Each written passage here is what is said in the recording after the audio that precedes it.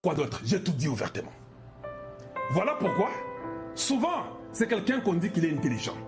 Judas est intelligent. Quelqu'un de presque irréprochable. Judas est religieux. Parce qu'il était là, il priait avec Jésus. Il est de l'église de Philadelphie. Tu sais qu'elle est de Philadelphie. Judas vient de Philadelphie. Je ne connais pas son nom. Je ne peux pas aller jusqu'à ce niveau-là. Mais Judas vient de Philadelphie.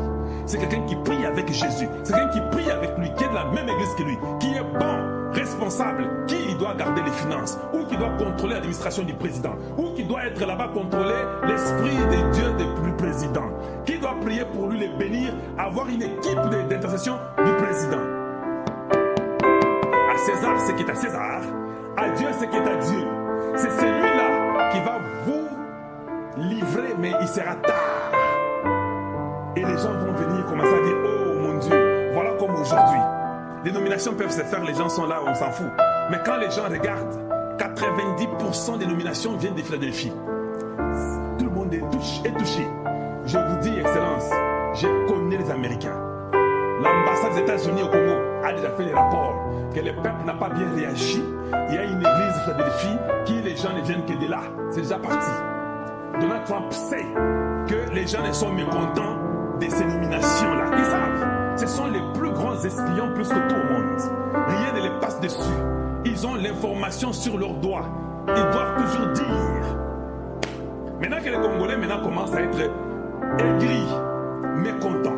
N'a la question. En 2028, quelle est la phrase que vous utiliserez à ces pauvres Congolais, les mamans dépourvues, violées, qui n'ont rien, et ces papas qui sont battus pendant beaucoup de temps?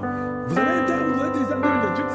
Ou bien vous amènerez les miettes pour qu'ils viennent encore voter pour vous. Ils prendront les miettes, ils ne voteront pas pour vous. Parce que les gens qui étaient autour de vous ont déjà sémé la mauvaise semence dans leur cœur. Mais vous n'avez pas compris ça. Ils ont fait ça avec votre signature. Parce que c'est Jésus qui a dit à Judas, fais ce que tu dois faire. C'est avec votre signature. Donc il y a une corrélation exacte.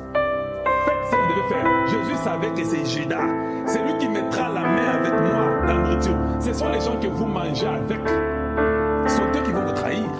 Ce n'est pas quelqu'un qui est loin comme moi. Je vous trahirai pour moi. Je ne sais même pas là où vous dormez. Je ne connais même pas la couleur de votre salon. Je ne connais rien.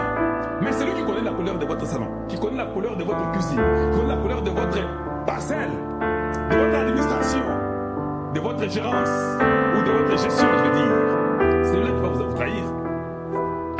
Donc, et ces Rwandais connaissent ça et ils vont lentement, calmement, ils mettent les venins, Quand j'ai regardé les enfants de dépêche dans les médias aujourd'hui, oh mon Dieu, j'ai eu mal.